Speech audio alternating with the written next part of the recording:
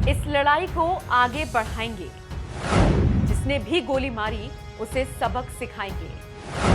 वक्त आने पर उसी की भाषा में जवाब देंगे।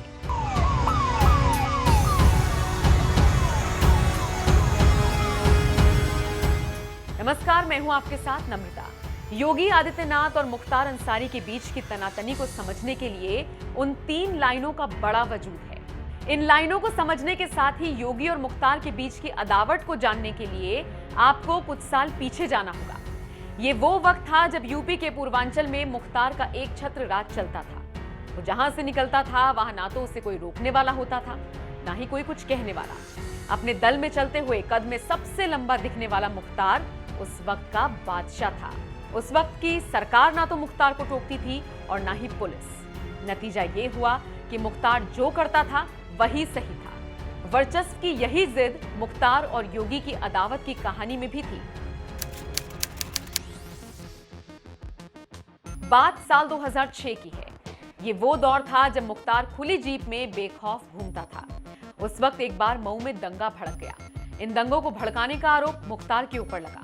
बस फिर क्या था, मऊ दंगों के पीड़ितों को इंसाफ दिलाने के लिए योगी ने मुख्तार को चुनौती दे डाली।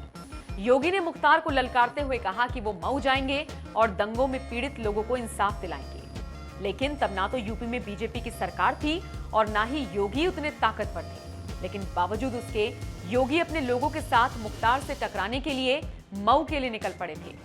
लेकिन जैसे ही वो गोरखपुर से निकले, उन्हें दोहरी घाट पर रोक लिया गया। साल 2008 में एक बार फिर योगी ने दी चुनौती।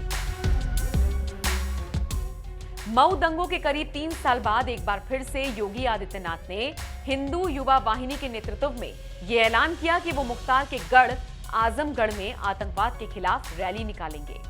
रैली का दिन भी तय हो चुका था। 7 सितंबर 2008 के दिन होने वाली इस रैली के लिए जगह रखी गई डीएवी कॉलेज का मैदान। इस रैली में मुख्तार को चुनौती देने वाले योगी मुख्य वक्ता थे। रैली के लिए गोरखपुर के गोरखनाथ मंदिर से योगी का काफिला निकला। योगी के इस काफिले में करीब 40 वाहन थे। योगी को गोरखपुर से निकलने से पहले ही इस बात का अंदाजा था कि आजमगढ़ पहुंचने पर उनका विरोध होगा। मुख्तार के इस वार के पलटवार के लिए योगी पूरी तरह से तैयार थे। योगी का काफिला जब आजमगढ़ पहुंचा तो योगी अपने काफिले की 7वीं गाड़ी में मौजूद थे। योगी की मुख्तार को दी हुई इस चेतावनी का उनके चाहने वालों पर ऐसा असर हुआ कि आजमगढ़ तक पहुंचते पहुंचते योगी के जिस काफिले में 40 गाड़ियां थी, वो बढ़कर अब 100 से ज्यादा हो गई और सैकड़ों दोपहिया वाहन। इसी दौरान जब योगी का काफिला आजमगढ़ पहुंचा तो एक पत्थर योगी की गाड़ी पर आकर लगा। मतलब साफ था, योगी के काफिले पर हमला हो चुका था। लेकिन बिना डरे योगी का काफिला आगे बढ़ता रहा। हमले के बाद योगी ने संकेत दे दिए कि हमला मुख्तार अंसारी ने करवाया है।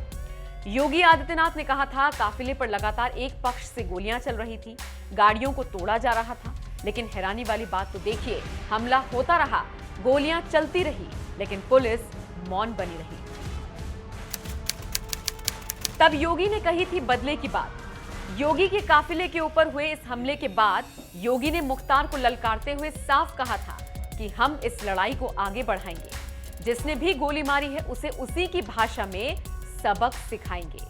योगी ने साफ कहा था कि अगर पुलिस कार्रवाई नहीं करेगी तो गोली मारने वालों को उसी की भाषा में जवाब दिया जाएगा। बताया जाता है तब सपा बसपा की सरकार के वक्त मुख्तार का एक छत्र राज चलता था। लेकिन अब यूपी में योगी की सरकार है, जहां अपराधियों में मच रहा हाहाकार है। बस करीब 17 साल पहले योगी से टकराना मुख्तार को आज भारी पड़ रहा है।